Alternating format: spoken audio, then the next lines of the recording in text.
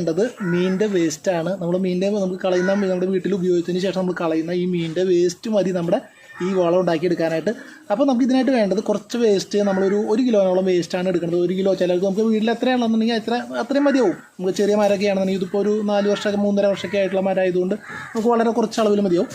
പിന്നെ നമുക്ക് വേണ്ടത് ഒരു 5 ലിറ്റർ വെള്ളമാണ് വേണ്ടത്. ഇതിനായിട്ട് നമുക്ക് 5 ലിറ്റർ വെള്ളം എടുത്തിട്ടുണ്ട്. ഈ വെള്ളത്തിലേക്ക് നമ്മൾ മീൻ വേസ്റ്റ് ഇട്ട് കൊടുക്കാം. മീൻ വേസ്റ്റ് ഒരുപാട് വലിയ മീൻ വേസ്റ്റ് അല്ല, നമ്മൾ ചെറിയ മീൻ വേസ്റ്റാണ്.